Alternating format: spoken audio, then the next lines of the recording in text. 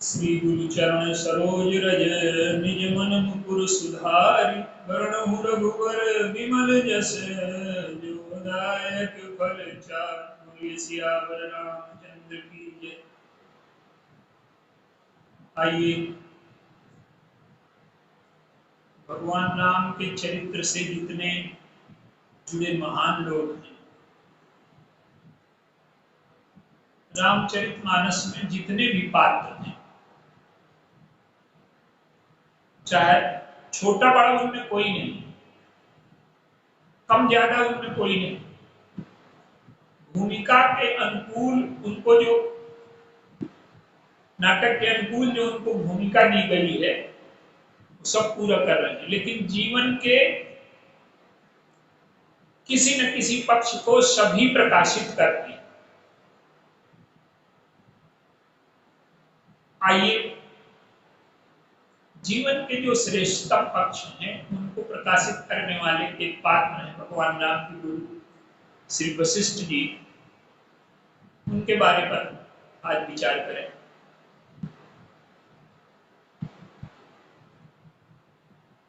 वशिष्ठ जी के चरित्र की क्या विशेषता है? वो भगवान राम से अपना संस्मरण सुनाते हैं कि जब इक्ष्वाकु जी मेरे पास आए कि हमारे आप पुरोहित बन जाइए, तो मैंने मना कर दिया। क्यों? कि जो पुरोहित का कार्य है वो मंद है, अच्छा कार्य नहीं माना जाता, क्योंकि दान लेना ब्राह्मण के ईश्वर नहीं आता। जो त्यागी तपस्वी ब्राह्मण है उनकी दृष्टि में पुरोहित का जो वर्ग है ब्राह्मणों में वो छोटा माना, तो उन्होंने मना कर दिया। फिर ब्रह्मा जी आए उनके पास, उन्होंने कहा कि ये जो तुम त्याग कर रहे हो, तपस्या कर रहे हो, इसका उद्देश्य। तो वशिष्ठ जी ने कहा कि ईश्वर को पाना जीवन की पूर्णता की उपलब्धि। ईश्वर की प्राप्ति का कोई अर्थ नहीं किसी व्यक्ति विशेष से मिलना, जीवन हमारा पूर्ण हो जाए, हमारे जीवन में आनंद आ जाए, सुख आ जाए, पूर्णता आ जाए, और ऐसी की कभी भी खत्म नहीं। तो उन्होंने कहा कि तुमने त्याग तो कर दिया, भोगों का त्याग कर दिया, तपस्या स्वीकार कर ली, लेकिन सबसे बड़ी चीज तुझे आज त्याग करनी है। क्या? कि तुम्हारे अंदर एक भावना है श्रेष्ठता और निकृष्टता। ये श्रेष्ठता और निकृष्टता की भावना केवल ऊपर नीची जातियों में नहीं, जातियों में भी श्रेष्ठता निकृष्टता की भावना है कि ब्राह्मण भी ये श्रेष्ठ, ब्राह्मण भी ये श्रेष्ठ नहीं। तो उन्होंने कहा कि ईश्वर को पाना है तो सबसे पहली बात यह है कि तुम्हें अपनी श्रेष्ठता का अभिमान त्यागना होगा, और तुम तपस्या करोगे, त्याग करोगे तो पता नहीं कब ईश्वर मिलेगा कि न मिलेगा, लेकिन अगर तुमने श्रेष्ठता का अभिमान त्याग करके इस वंश के पुरोहित बन गए तो इसी वंश में आगे चल करके भगवान राम जन्म लेने वाले हैं, तो उनकी प्राप्ति तुम्हें हो जाएगी। तुम्हारे सबसे पहले हमारे जीवन का पहला बिंदु ये है कि श्रेष्ठता बहुत अच्छी चीज है, उसे पाने का प्रयास तो हर व्यक्ति को करना ही चाहिए, लेकिन श्रेष्ठता का अभिमान हमारे जीवन में न आने पर, हम बड़े हैं दूसरे छोटे हैं, जब तक ये भावना हमारे मन में बनी रहेगी कभी भी राग द्वेष से हम ऊपर नहीं उठ सकते और ईश्वर को पा नहीं सकते। आप श्री वशिष्ठ जी की महानता देखिए, त्याग और तपस्या से वो इतने ऊपर उठ चुके हैं कि उनके जीवन में कामधेनु है। कामधेनु का अर्थ आप लोग जानते हैं कि दो प्रकार के व्यक्ति संसार में हैं। एक तो ये है कि जिनके जीवन में कामना है वो कर्म करें, पुरुषार्थ करें और अपनी कामना की पूर्ति करें। और कामधेनु का अर्थ है कि जो कामना से रहित हो चुके हैं, जो निष्काम हो चुके हैं, जिनके जीवन में कोई कामना नहीं, उन्हें कोई कर्म नहीं करना है, उन्हें केवल संकल्प करना है और उनके संकल्प की पूर्ति केवल संकल्प करते इसी को काम। तो वशिष्ठ जी के जीवन में कामधेनु है, सत्वगुण की पराकाष्ठा पर पहुंचे हुए हैं, लेकिन भगवान की प्राप्ति का तात्पर्य है रजोगुण, तमोगुण, शतोगुण से भी ऊपर उठना। और आप उनकी महानता देखिए, 2-3 चित्र आप उनकी महानता के मानस में लीजिए। विवाह हो रहा है भगवान राम, अब विवाह में दशरथ जी नेक देना भूल गए। वशिष्ठ जी गए दशरथ जी के पास और कहते हैं कि महाराज आप नेक देना भूल गए। नेक मांग मुनिनायक लीना, जिसके जीवन में कोई भौतिक आकांक्षा नहीं है, जो भौतिक आकांक्षाओं से ऊपर उठ चुका है, जिसे कुछ न चाहिए, जिसके दरवाजे में कामधेनु बनी है, वो जो चाहे वो मिल जाएगा। लेकिन जिसके दरवाजे में कामधेनु है, पहले वो त्याग को सर्वश्रेष्ठ समझते थे, लेकिन आज भगवान के विवाह में मांगने को श्रेष्ठ समझते हैं कि हमारा नेक तो दीजिए। जब तक व्यक्ति के अंदर भक्ति का प्रवेश नहीं होगा तब तक उसके जीवन में अहंकार रहेगा, और जब तक अहंकार रहेगा तो छोटे बड़े का भेद उसके जीवन में बना ही नहीं। तो जब हमारे अंतःकरण में भक्ति का प्रवेश हो, विनम्रता का प्रवेश हो, तो छोटे बड़े का जो ये भाव है ये गायब हो जाता है। कोई प्रकृति में कोई छोटा बड़ा नहीं होता, सबकी अपनी अपनी उपयोगिता है। छोटा बड़ा नहीं है, वो प्रकार है, लेकिन छोटे बड़े का भेद हमारी बुद्धि और अहंकार से आया है। प्रकृति में कोई चीज छोटी है, मान लीजिए घास है तो घास की उपयोगिता अलग है, वृक्ष है वृक्ष की उपयोगिता अलग है, वनस्पति है उसकी उपयोगिता अलग है, जीव है, तो कोई छोटा बड़ा नहीं है, सब उपयोगी है। वशिष्ठ जी जो त्याग को बहुत बड़ा मानते थे, आज मानने को बड़ा मानते, आज मानने में उन्हें आनंद आ रहा है। एक महानता और वशिष्ठ जी की देखिए।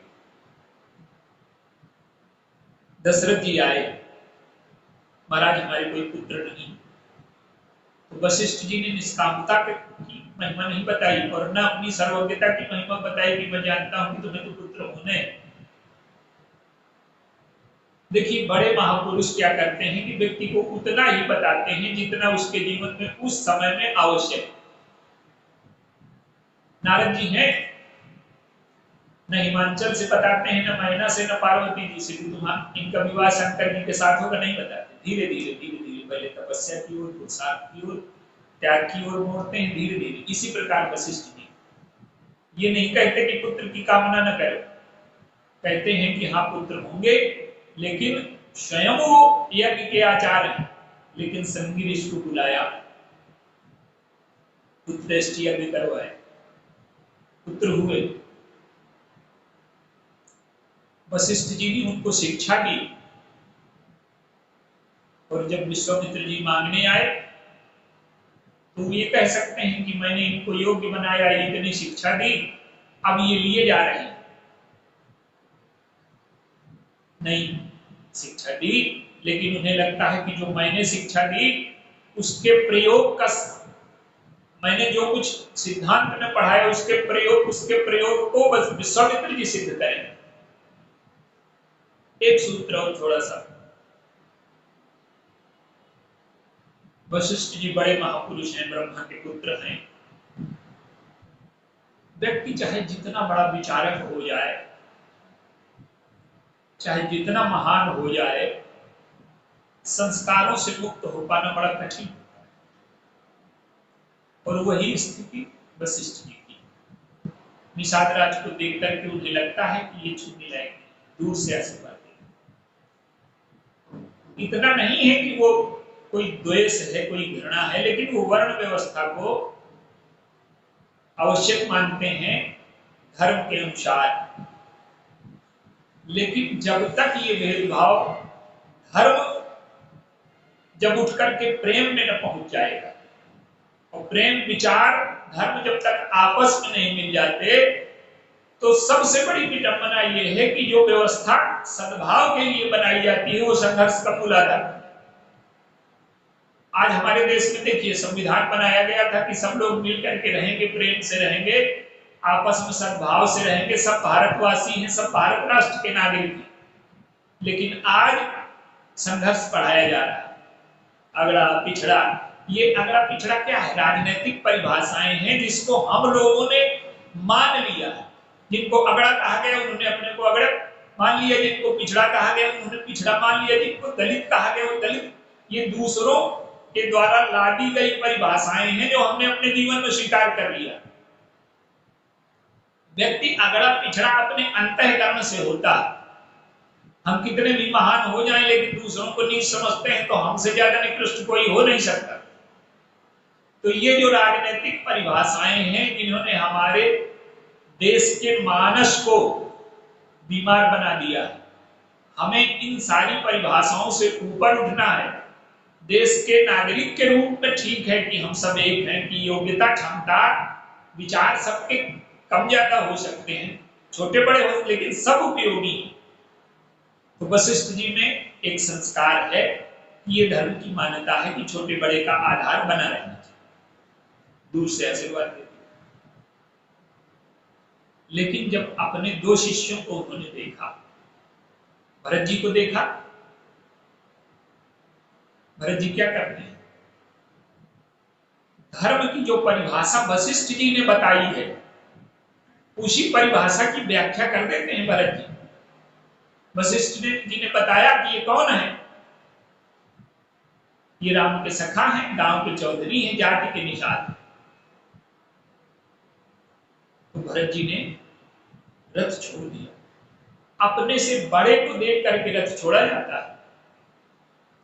भगवान राम ने जब गंगा जी को देखा तो रथ छोड़ दिया। उतरे रामदेव शरी देखी।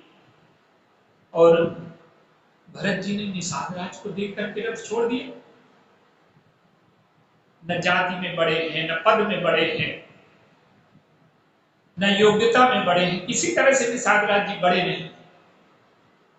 किसी ने भरत जी से पूछा कि आपने निषाद राज को देख करके क्यों रथ छोड़ दिया? तो कहते हैं कि हमारे गुरुजी ने कहा है ये। अब गुरुजी वो अर्थ नहीं निकाल पाए धर्म का जो भरत जी ने निकाल लिया। किसी ने पूछा कि गुरुजी ने क्या कहा है? तो उन्होंने कहा कि गुरुजी ने हमारे बताया है कि ये हमारे प्रभु के स्वामी हैं, तो ये हमारे जो स्वामी हैं प्रभु, उनके ये मित्र हैं। तो ये जब भगवान राम के मित्र हैं तो मित्र का पद तो दास से बड़ा होता है। मैं तो भगवान का दास हूं, इसलिए ये मुझसे बड़े हैं, ये देख करके मुझे रथ छोड़ देना चाहिए। वशिष्ठ जी ने इसको देखा, उनके मन में लगा कि धर्म की ये परिभाषा। देखिए, धर्म की परिभाषा अगर प्रेम नहीं पैदा करती, द्वेष पैदा करती, घृणा पैदा करती, वो धर्म की परिभाषा नहीं। वशिष्ठ जी देखते रहे। चित्रकूट गए, भगवान राम ने निषाद राज को गले से, वो वशिष्ठ जी के शिष्य हैं, लेकिन वशिष्ठ जी के विचारों के अनुयायी नहीं है। जो विचारधारा, जो भावना समाज में वर्ग भेद को बढ़ाती है, उसको भगवान राम नहीं मानते। दशरथ जी के पुत्र हैं, लेकिन दशरथ जी 3 विवाह करते हैं, भगवान राम 1 करते हैं। क्यों? कि वास्तविक जो विरोध है वो शब्दों से नहीं होता, जीवन में उतारने से होता। इसलिए उन्होंने 1 विवाह किया। प्रत्येक स्त्री को समान अधिकार प्राप्त हुआ। यहां गुरु वशिष्ठ के शिष्य हैं, पर निषाद के मित्र हैं, सखा हैं। तो भगवान राम निषाद राज को मित्र बना लेते हैं। और गोस्वामी जी ने एक सूत्र और दिया, सहज स्नेह विवश रघुराई, और पूछी कुशल निकट बैठाई। हम लोगों का जो स्नेह होता है वो सहज नहीं होता, उसमें कोई ना कोई कारण होता है। किसी से स्वार्थ सिद्ध हो रहा है, किसी से कुछ सिद्ध हो रहा है। जब तक कोई कारण है तो हमारा प्रेम होता है,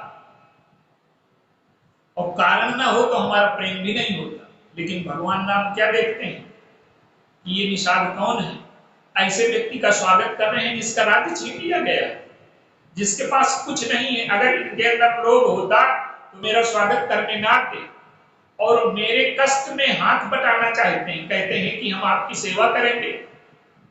तो इनसे बढ़कर के महान कौन होगा। निषाद राज स्वयं कहते हैं कि देव धर्म धन धाम तुम्हारा, मैं जन नीच सहित परिवारा। तो वो कहते हैं कि जो ऐसे संकट के समय में मित्र का साथ देने के लिए आ गया, अपना सब कुछ हमें सौंपने को तैयार है, तो ये निम्न कैसे हो सकता है। इनसे उचित तो कोई है ही नहीं, ये हमारे सखा है, मित्र है। वशिष्ठ जी जब अपने दोनों शिष्यों को देखते हैं कि निषाद राज को इन्होंने कितना आदर दिया, निषाद राज को अपनी बराबरी का मानते हैं, तो जब चित्रकूट में निषाद राज ने प्रणाम किया। देखिए निषाद राज की महानता क्या है। निषाद राज ये नहीं सोचते कि इन्होंने दूर से आशीर्वाद दिया था तो हम इनको प्रणाम न करें, और किसी से आप ऐसा व्यवहार करें तो न करेगा। निषाद राज की महानता ये है कि वो दोबारा प्रणाम करते हैं, कि हमारे इष्ट जिनका प्रणाम करते हैं वो बड़े महान हैं। अब वशिष्ठ जी ने क्या किया कि निषाद राज को गले से राम सखा ऋषि बरबस भेटा, जन्म ही लुझत स्नेह समेटा। आज वशिष्ठ जी धर्म के संस्कारों से ऊपर उठ करके प्रेम के संस्कार में स्थित हो गए। हमारे जीवन में जब तक प्रेम स्थापित नहीं हो जाता, तब तक हमारे अंतःकरण के कलुष नहीं खुल सकते। भगवान की भक्ति का प्रभाव ये है, ऊपर से देवताओं ने फूल बरसाए, और क्या हुआ, बड़ वशिष्ठ सम को जग माही, यही सम निपट नीच को नाही। और जेहि लख लखनऊ से अधिक अधिक मिले मुदित मुनिराव, सो सीतापति भजन को प्रकट प्रताप प्रभाव। धर्म की जो परिभाषा आपके अंतःकरण में दूरी पैदा करे, भेद पैदा करे, द्वेष पैदा करे, वो धर्म की सच्ची परिभाषा नहीं है। धर्म की वो परिभाषा सच्ची है जिसमें आप अपने से दूसरों को श्रेष्ठ मानने लगे, दूसरों को बड़ा मानने लगे, दूसरों को पवित्र मानने लगे, दूसरों को महान मानने लगे। जब दूसरे आपको श्रेष्ठ महान बड़े दिखाई देने लगे और उनके प्रति आपके अंतःकरण में प्रेम आ जाए, और हमारे अंतःकरण के राग द्वेष घृणा ये सब भूल जाए, जब तक हमारे अंदर के दोष नहीं भूलते, तब तक हमारे जीवन से छोटे बड़े की परिभाषा नहीं जाती। और वशिष्ठ जी इतने बड़े होते हुए कि अपने जीवन में अपने को संस्कारों से मुक्त करने में समर्थ हुए, तो इतना बड़ा महापुरुष जीवन के छोटे बड़े जो पक्ष हैं, क्या है उनकी मर्यादा, क्या उनका पक्ष है, तो किस प्रकार से उन्होंने जीवन के हमारे एक पक्ष को प्रकाशित किया, ये भगवान राम के गुरु श्री वशिष्ठ जी की वंदना है। बोलिए सियावर राम।